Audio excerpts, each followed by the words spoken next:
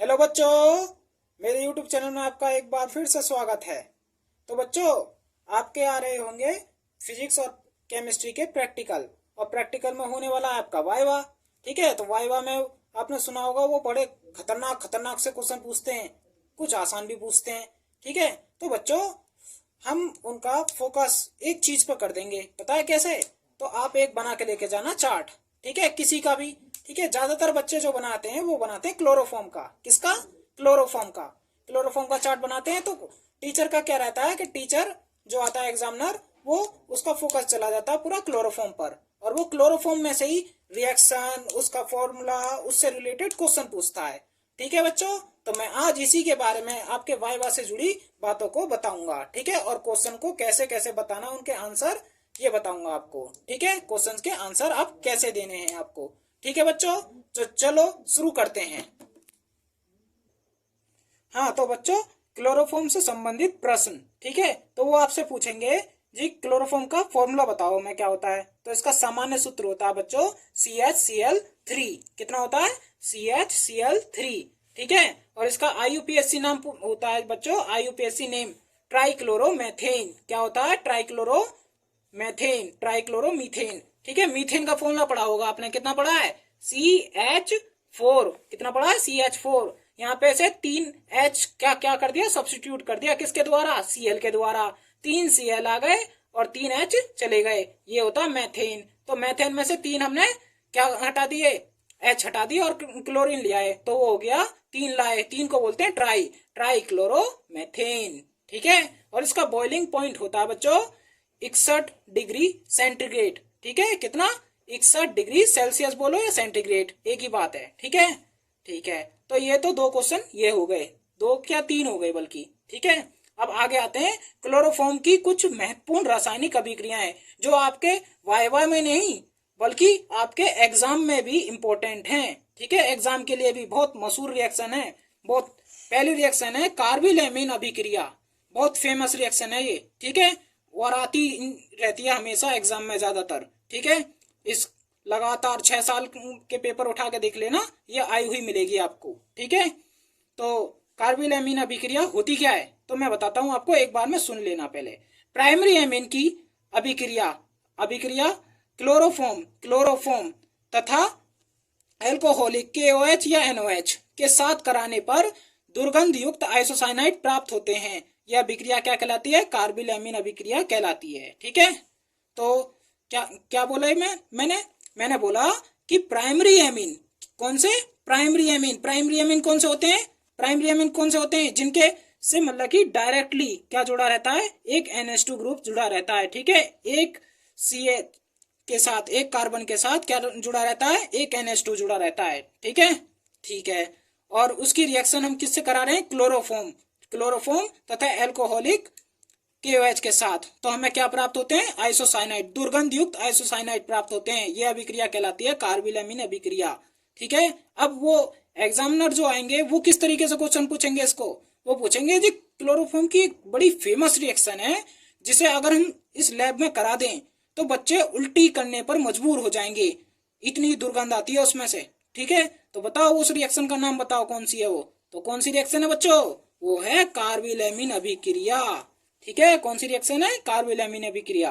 ठीक है, अब इसकी रिएक्शन सुन लीजिए। अब इसकी रिएक्शन क्या है? ये होता है एल्किल ग्रुप। कौन सा ग्रुप? Alkyl group. इस R को बोलते हैं हम एल्किल ग्रुप, एल्किल ग्रुप। ठीक है, इस R को बोलते हैं हम। अब एल्किल ग्रुप कैसे होते हैं? ये होता है जो आपके एल्केन होते हैं उनमें से एक एक H हटा दीजिए, जैसे कि CH3, C2H5, इसी तरीके से आगे भी आते हैं। ठीक है, तो मैथिल, एथिल, आगे भी ग्रुप्स आते हैं। ठीक है, तो R क्या होता है? एल्किल ग्रुप होता है। ठीक है, तो प्राइमरी एमीन की क्रिया किसके साथ कराई हमने? क्लोरोफॉर्म, क्लोरोफॉर्म तथा एल्कोहलिक KOH के साथ कराई। तो हमें क्या प्राप्त होते हैं? आइसोसाइनाइड प्राप्त होते हैं। यह अभिक्रिया क्या कहलाती है? कार्बिल एमीन अभिक्रिया कहलाती है। ठीक है, तो बच्चों अब रिएक्शन बैलेंस करने की बात आई, तो रिएक्शन को बैलेंस कैसे करोगे? तो यहां से पकड़ लो 3K, कितने?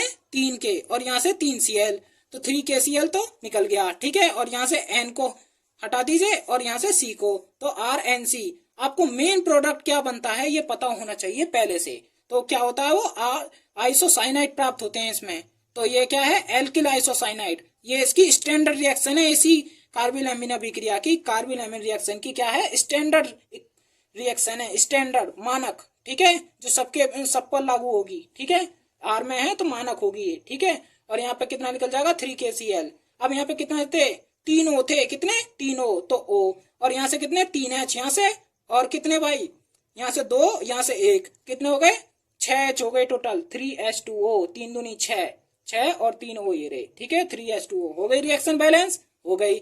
अब कुछ नहीं करना आपको, इसी की ये जो थी आपकी स्टैंडर्ड रिएक्शन, इसी में आर की वैल्यू रख दीजिए, जैसे कि C2H5, C2H5 क्या होता है, C2H5 होता है आपका एथिल ग्रुप। कौन सा ग्रुप, एथिल, मैंने कहा था ना एल्किल ग्रुप रखने हैं, तो एथिल ग्रुप होता है ये, तो एथिल, और ये एमीन ग्रुप है, तो एमीन, एथिल एमीन की क्रिया करा दी हमने किसके साथ, क्लोरोफॉर्म के साथ, और प्लस एल्कोहलिक KOH, तो क्या बनता है, एथिल आइसोसाइनाइड प्राप्त होता है बच्चों, ठीक है बच्चों, कोई दिक्कत की बात नहीं होगी, कर दोगे, ठीक है। एग्जाम में भी ऐसे ही करना है आपको, जिस तरीके से मैं लिख रहा हूँ, मैं उम्मीद करता हूँ आपके समझ में आ रहा होगा, मेरी राइटिंग बहुत इतनी भी बुरी नहीं है, ठीक है, ठीक है। अब आइए बच्चों, इसमें हम एरोमेटिक भी यूज कर सकते हैं साथ में, ठीक है, जैसे कि C6H5 क्या होता है आपका, फेनिल ग्रुप होता है। कौन सा ग्रुप, फेनिल ग्रुप, बेंजीन में से एक H हटा दीजिए तो फेनिल ग्रुप प्राप्त होता है हमें, ठीक है, फेनिल ग्रुप, और इसके साथ NH2 लगा दें तो ये बन जाता है एनिलीन। क्या बनता है बच्चों, एनिलीन, याद रखोगे, एनिलीन, C6H5NH2 एनिलीन का फॉर्मूला है, इसकी रिएक्शन कराएंगे तो बनता है हमारा फेनिल आइसोसाइनाइड, याद रखोगे, ठीक है। अब आती है क्लोरोफॉर्म की दूसरी रिएक्शन, कौन सी, एसीटोन से क्रिया। ये एसीटोन से कैसे क्रिया करता है, तो मैंने लिख रखा है क्लोरीटोन बनता है। क्या बनता है बच्चों, क्लोरीटोन बनता है, ठीक है, ठीक है। तो एसीटोन क्या होता है, CH3CO CH3, कितना होता है, CH3CO CH3, ठीक है, इसको मैंने तोड़ के लिख लिया है, और CHCl3, ठीक है। तो बच्चों यहाँ ये जो O होता है ये करता है H के साथ क्रिया, ठीक है, ये करता है H के साथ, तो OH हो जाएगा, कितना हो जाएगा, OH, और ये जो CCl3 है ये यहाँ आ जाएगा एज इट इज, ठीक है, तो बन गया हमारा क्लोरीटोन। समझ में आई बात, ठीक है। अब आगे चलें, ठीक है, आगे चल लीजिए। तो तीसरी इक्वेशन आती है नाइट्रिक एसिड के साथ क्रिया। जो हमारी क्लोरोफॉर्म है वो नाइट्रिक एसिड के साथ क्रिया कैसे करती है, तो इससे जुड़ा एक क्वेश्चन वाइवा में पूछा जाता रहता है, क्या कि जो हमारी क्लोरोफॉर्म है वो नाइट्रिक एसिड के साथ क्रिया करके क्या बनाती है, ठीक है, वो पूछेंगे क्या बनाती है, तो वो बनाती है नाइट्रोक्लोरोफॉर्म। क्या बनाती है, नाइट्रोक्लोरोफॉर्म बनाती है, जिसे हम क्लोरोपिक्रीन भी कहते हैं, ठीक है, नाइट्रोक्लोरोफॉर्म बनता है। और इसका उपयोग कहाँ कहाँ करते हैं हम, इसका उपयोग करते हैं कीटनाशक एवं युद्ध गैस में, युद्ध गैस, ठीक है, युद्धों में जो गैस यूज की जाती हैं उनमें भी हम किसका यूज करते हैं, नाइट्रोक्लोरोफॉर्म का, ठीक है, ठीक है। तो CHCl3 और HNO3, ठीक है बच्चों। तो यहाँ से NO2 ग्रुप क्या होता है, नाइट्रो ग्रुप, तो NO2 ग्रुप लग जाएगा किसके साथ, एक H हट जाएगा यहाँ से, और क्या कौन सा आ जाएगा, NO2 ग्रुप आ जाएगा, और H प्लस H2O निकल जाएगा। तो यही होती है हमारी क्या, नाइट्रोक्लोरोफॉर्म, याद रखोगे, ठीक है। अब आगे चलो, अगली आती है बड़ी फेमस रिएक्शन है, आपने इसका नाम बहुत जरूर सुना होगा, मॉडल में बहुत बार दे रखी होगी आपको सैंपल पेपर में, कि राइमर टीमैन अभिक्रिया। दो वैज्ञानिक थे, राइमर और टीमैन, ठीक है, दोनों ने मिलकर दी थी ये रिएक्शन, ठीक है। तो सुन लीजिए अब एक बार में, तो इसमें क्या होता है, ध्यान देना, वो वहां पे थी प्राइमरी एमीन की क्रिया कराई थी, अब इसमें कराते हैं हम फिनोल की क्रिया, ठीक है, और कराएंगे क्लोरोफॉर्म और KOH के साथ ही, ठीक है। लेकिन इसमें क्या होता है, KOH वहां पर था एल्कोहलिक, कौन सा था, एल्कोहलिक, लेकिन यहाँ पर हम सिर्फ कास्टिक क्षार यूज करेंगे, एल्कोहलिक नहीं होने चाहिए वो, ठीक है, कास्टिक क्षार।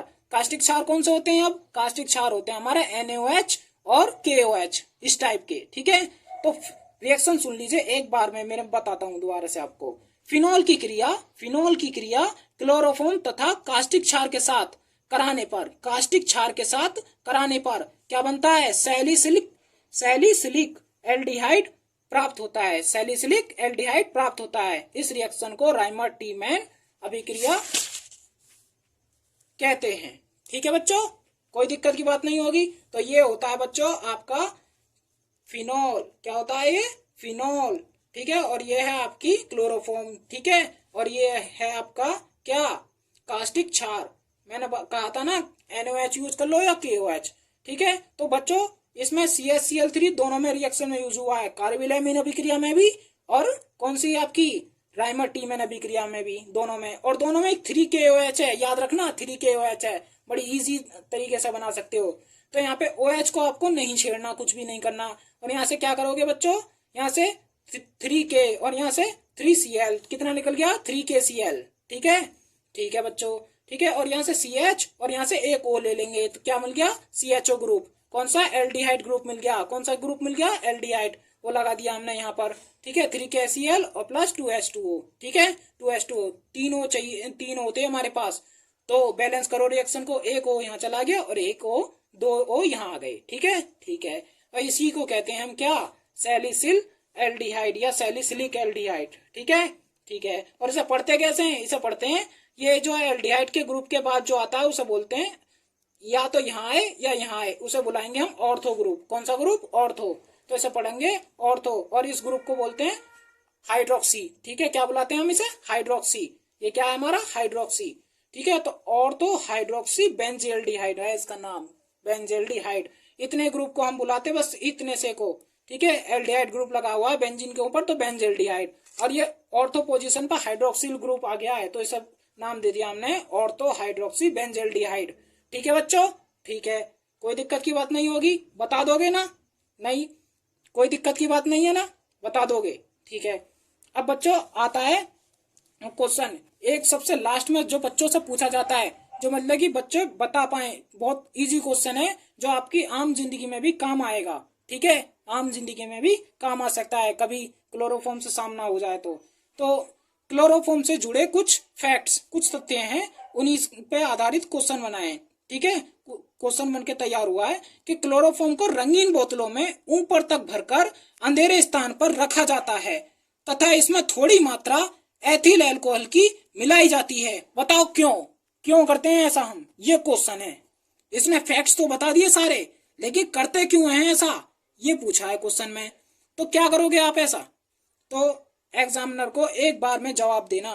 क्या, क्लोरोफॉर्म जो है हमारी, वो सनलाइट में क्या करती है, वायु में उपस्थित ऑक्सीजन के साथ क्रिया करके फॉस्जिन गैस बनाती है, जो अत्यधिक विषैली गैस होती है जी। इंसान मर जाता है उसे सूंघने के साथ ही। ठीक है, जैसे बच्चे, कुछ लोग क्या करते हैं, बोतल लेके आए क्लोरोफॉर्म की, और उन्होंने सोचा कि इसे भैया दूसरी बार यूज कर लेंगे, रख देते हैं। तो उसे एक ही बार यूज कर सकते हैं हम क्लोरोफॉर्म को, कि बोतल को सिर्फ एक बार यूज कर सकते हैं, दूसरी बार से यूज नहीं कर सकते, क्योंकि उसमें क्या हो चुका होता है, उसका ऑक्सीडेशन, ऑक्सीकरण हो चुका होता है, और उसके अंदर फॉस्जिन गैस बन चुकी होती है। दोबारा किसी को सुंघाएंगे तो वो इंसान बेहोश नहीं होगा, वो सीधे डेथ हो जाएगी उसकी। ठीक है, तो सुन लीजिए अब, क्लोरोफॉर्म सूर्य के प्रकाश, सनलाइट में वायु में मौजूद ऑक्सीजन के साथ क्रिया करके फॉस्जिन गैस बनाती है। कौन सी गैस, फॉस्जिन गैस, जो क्या है, अत्यधिक विषैली गैस बनाती है जी। ठीक है, इसलिए इसे रंगीन बोतलों में ऊपर तक भरकर अंधेरे स्थान पर रखा जाता है। ठीक है, और अब आता है, हमने दे दिया एक क्वेश्चन का तो आंसर। अब आगे पूछ रहा था उस क्वेश्चन में, इसमें थोड़ी मात्रा हम एथिल अल्कोहल की मिला देते हैं। बताओ क्यों, क्यों मिलाते हैं। तो आपने पढ़ा होगा, उत्प्रेरण वाला चैप्टर पढ़ा है, उत्प्रेरक और उत्प्रेरण वाला चैप्टर। तो उसमें आता है ऋणात्मक उत्प्रेरक। ऋणात्मक उत्प्रेरक कौन से होते हैं, जो किसी अभिक्रिया को के वेग को क्या कर देते हैं, घटा देते हैं। क्या कर देते हैं, घटा देते हैं। ठीक है, जो किसी अभिक्रिया के वेग को घटा देते हैं, क्या कहलाते हैं, ऋणात्मक उत्प्रेरक। और धनात्मक कौन से होते हैं, धनात्मक होते हैं जो किसी अभिक्रिया के वेग को बढ़ा देते हैं, जो किसी रासायनिक अभिक्रिया के वेग को बढ़ा देते हैं, मतलब तेजी से हो जाए रिएक्शन। और ऋणात्मक वाले जो धीमी कर दें रिएक्शन को। तो एथिल अल्कोहल इस अभिक्रिया में ऋणात्मक उत्प्रेरक का कार्य करती है, इसलिए इसमें थोड़ी मात्रा एथिल अल्कोहल की मिला दी जाती है। समझ में आई बच्चों, क्यों मिलाते हैं हम इसमें एथिल अल्कोहल थोड़ी सी, क्योंकि ये इसमें क्या करती है, ऋणात्मक उत्प्रेरक का कार्य करती है। ठीक है, ठीक है। अब रिएक्शन किस तरीके से होती है, जो सनलाइट में होती है, ऑक्सीडेशन जो होता है क्लोरोफॉर्म का, तो दो लेंगे हम मॉलिक्यूल किसके, CH Cl3 क्लोरोफॉर्म के, और एक लेंगे हम ऑक्सीजन। ठीक है, ऑक्सीजन से क्रिया करेगी, ये रिएक्ट होगी हमारी क्लोरोफॉर्म और बना लेगी COCl2। क्या बनाएगी? COCl2। याद रखना, फॉस्जीन गैस का फॉर्मूला भी पूछ सकते हैं वो आपसे। क्या होता है फॉस्जीन गैस का फॉर्मूला? COCl2। ठीक है, और ये 2 की मल्टीप्लाई इसलिए है कि पहले से हो रही थी। और इसे बैलेंस कर लो तो यहाँ से H निकला, एक यहाँ से एक H निकल गया। ठीक है, और यहाँ से 2 H निकलेंगे, दो की मल्टीप्लाई है ना, 2 H निकले और 2 ही Cl निकले, तो 2 HCl निकल गया। ठीक है, हो गई बैलेंस। फॉस्जीन गैस होती है बहुत अत्यधिक जहरीली गैस होती है। ठीक है, ठीक है। अब आप आ जाइए डायग्राम पे। आप चाहो तो मेरे इसमें से बना सकते हो, देखकर वीडियो को रोक कर। ठीक है ना, वीडियो को पॉज करके बना सकते हो। ठीक है, या स्क्रीनशॉट ले सकते हो, या फिर आप बुक में भी दे रखा है, बुक में से भी बना सकते हो। चार्ट पेपर पे बनाना और सारा फोकस उनका एग्जामिनर का इसी पे जाएगा और इसी में से क्वेश्चन पूछेंगे आपसे वो फिर। ठीक है, तो सुन लीजिए, इसमें ये होता है हमारा स्टैंड। ठीक है, और इसे बुलाते हैं हम गोल पेंदी का फ्लास्क। गोल है, देख लो, गोल पेंदी, नीचे से पेंदी इसकी कैसी है? गोल है। ठीक है, गोल पेंदी का फ्लास्क। ठीक है, और यहाँ पर लगाते हैं हम एक संघनित्र होता है कंडेंसर। ठीक है, वो आपके पंखे वाला कंडेंसर नहीं, वो तो कंडेंसर होता भी नहीं है। ठीक है, कंडेंसर, इसका काम होता है क्या? जो गैस गर्म आ रही है उसे ठंडा करना। इसमें जल भरा रहता है दोनों तरफ से। ठीक है, आप सोच रहे होगे यहाँ से तो जल गिर जाएगा, नहीं, यहाँ पे इसमें डांट लगी रहती है। ठीक है, ठीक है, और ये होता है एडोप्टर, जिसके जरिए किस में जाती है? ग्राही में जाती है गैस। किस में जाती है? ग्राही में जाती है। क्लोरोफॉर्म यहाँ पे इकट्ठी हो जाती है और किसके अंदर? ग्राही के अंदर। ठीक है, तो क्लोरोफॉर्म बनाने के लिए हमें क्या क्या करना होगा? हमें लेना होगा विरंजक चूर्ण, ब्लीचिंग पाउडर। ब्लीचिंग पाउडर में हम थोड़ी सी क्या मिलाएंगे? Ethyl alcohol, C2H5OH। ठीक है, या फिर उसकी जगह पर हम क्या यूज कर सकते हैं? एसीटोन भी यूज कर सकते हैं। एसीटोन CH3COCH3 और प्लस थोड़ा सा उसमें जल। ठीक है बच्चों, इस तरीके से बनती है। फिर क्या करते हैं हम उसे पृथककारी कीप में लेकर इसे कर लेते हैं और इस ग्राही में एकत्रित कर लेते हैं, स्टोर कर लेते हैं। ये होता है हमारा बर्नर। ठीक है, तो यही है हमारी क्लोरोफॉर्म। अब आप सोच रहे होंगे कि जी क्लोरोफॉर्म के थोड़ी क्वेश्चन पूछेंगे, वो क्वेश्चन तो और भी पूछ सकते हैं। हाँ बिल्कुल पूछेंगे वो आपसे और क्वेश्चन। उसके लिए आपको शब्दावली पता होनी चाहिए केमिस्ट्री के प्रैक्टिकल वाली, कि किसको फ्लास्क बोलते हैं, किसको हम जार बोलते हैं, किसको हम वो बोलते हैं, कौन सी भौतिक तुला आती है। ठीक है, भौतिक तुला, किसको ब्यूरोइट बोलते हैं, किसको पिपेट बोलते हैं। ठीक है, ये सब आपसे पूछे जाएंगे। ठीक है, वायर गेज जो होती है, वायर गेज जो होता है यहाँ पर लगा हुआ, ठीक है, वायर गेज जो होता है उसमें एस्बेस्टॉस पेपर का बना होता है वो। ठीक है, जो हीट को एब्जॉर्ब कर सकता है बहुत ज्यादा मात्रा में। ठीक है, तो इससे ही जुड़े मैं क्वेश्चन के लिए आपके लिए एक वीडियो और बनाऊंगा। ठीक है, तो वीडियो को पूरा देखने के लिए धन्यवाद। मैं मिलूंगा आपसे अगले वीडियो में।